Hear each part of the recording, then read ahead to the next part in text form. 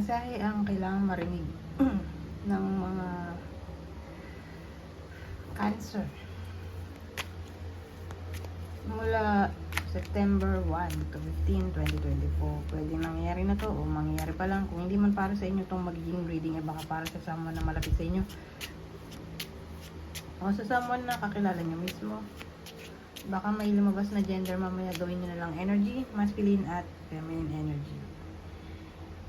Hindi ko lang kung anong lalabas, kung positive ba o negative ang magiging reading. Depende sa mapipick up kung energy. So dun sa gender, kung may lumabas man, eh pwede rin naman na huwag nyo nang pansinin.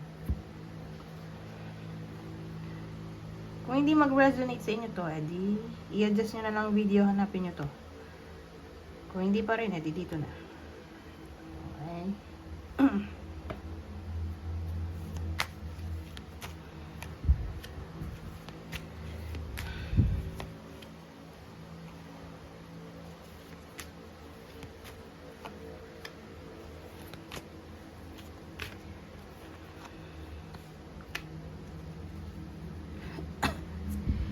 Well, sa case na to, parang nagkakagulo dito. Parang may nag-aaway. Feeling burdened na yung iba sa inyo. O feeling stressed. O feeling pressured. Probably sa work.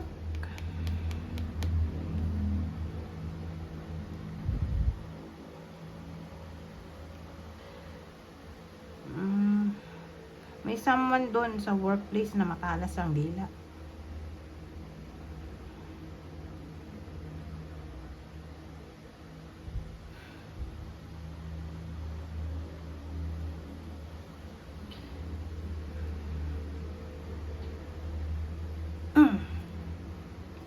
Either nangyayari na to o mangyayari pa lang. Kung nangyayari na, di ganun pa rin. Hindi na bago. Hanggang 15 ng September. Pero kung hindi pa nangyayari, di beware para ma-prevent. Sabi nga dito, don't get drawn into arguments. So sa madaling salita, huwag na palakihin ang gulo. Hanggat maaari, umiwas na lang. Di ba? So, sino yung pwedeng makaaway ng iba sa inyo? Sa workplace? Kung di man kayo to, eh, baka person nyo o malapit sa buhay mo. Someone na malapit sa inyo. Capricorn, Libra, ito yung pwedeng makaaway. Ha? Ngayon, punta tayo dito. Hope, big water. Ano kaya yun? So, sa madaling salita, don't worry. Kasi, kung ano man yung mangyari sa iba sa inyo. Pero probably, sickness. Baka magkasakit yung iba sa inyo eh. Tingin ko gagaling din naman, don't worry. Pero kung nangyayari na to, eh pagaling na, ha? Pagaling na, don't worry. Pero again,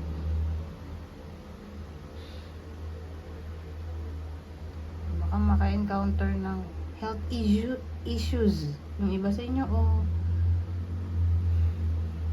problema, ano kaya yun? Pero masusolve naman agad eh. Dahil temporary lang to. Baka nga hindi makatulog yung iba sa inyo. Mahirapan makatulog.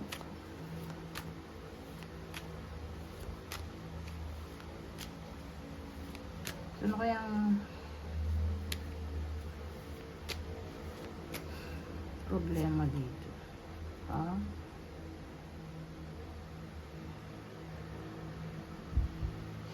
So, inalam ko na kung anong pwedeng maging problema ng iba sa inyo. Pero panandalian lang yun, don't worry. Pwedeng may kinalaman sa, eto basahin ko na ng tradition, values, Marriage, commitment, religion, beliefs, knowledge sharing, social groups, education, knowledge, beliefs. So, yan ang pwedeng maging cause, yung mga yan. Alin man dyan. Ng, sabihin natin, temporary problem. Kung hindi man health issues, yun nga. Ito yung magiging problem.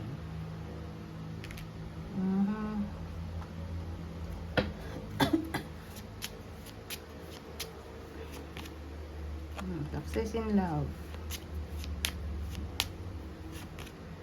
Pleasant letter. So, sa case na to, yung iba sa inyo, ay makakatanggap ng mensahe mula sa kanilang mahal sa buhay, lalo na kung karelasyon. Sweet message siguro. O baka tungkol to sa reconciliation, kung mag-away man.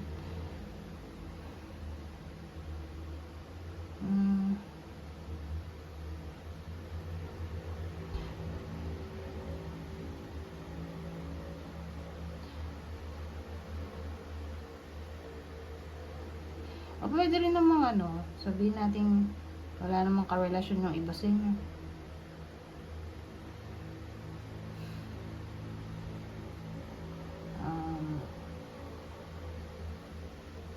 Yung problem na sinasabi ko in general na.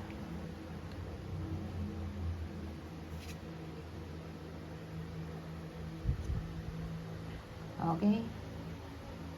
Na para bang magiging okay ang lahat. Lalo na siguro sa career. Baka makatanggap na mensahe yung iba sa inyo mula sa kanilang friend. Para bang good news. Mula sa friend, ka-workmate, o anyone na malapit sa inyo. Matutuwa yung iba sa inyo sa mensahe na matatanggap nila.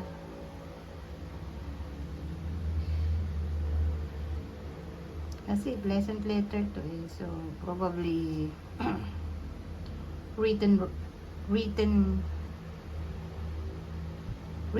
or recorded yung information o communication.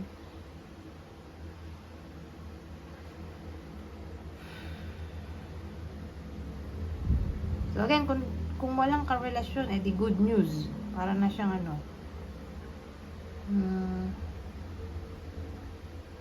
good news sa career. Lalo na sa career. Pero in general na to. Good news, success in everything na to. Kung di man sa love, kung walang karelasyon. Success in everything. Ito ay pleasant letter. Pleasant nga Ibig sabihin good news in a form of a letter. O sa form ng message.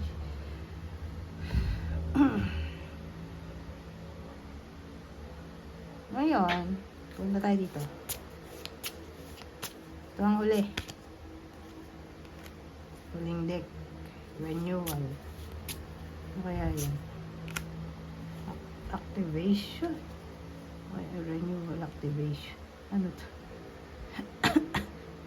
Ma-activate daw ulit dahil may something na mabubuhay. Yan. Mababring to life. Bring to life. Parang tawag doon? Naging zombie. Nabuhay ang patay.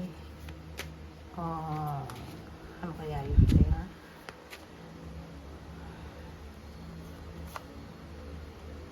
Nako. Ano to?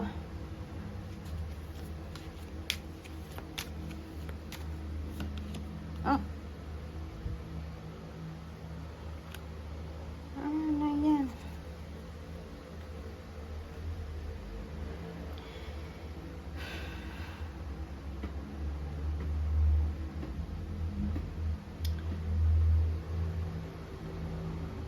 So, iniisip ko, ang renewal activation dito na sinasabi ko nga mabubuhay. Mabubuhay ulit. Di ba? Parang zombie. Reconciliation to sa ex. Probably ex-husband. Hindi to ex-boyfriend, husband. Okay? Yung iba sa inyo, kakabalikan pa sila. Kaya nga may activation dito. Na-activate, ayun. Nag-renew. So again, ex-husband to, hindi to ex-boyfriend.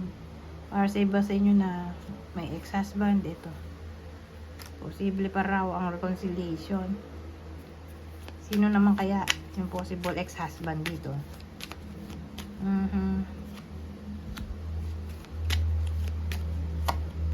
Scorpio o Libra?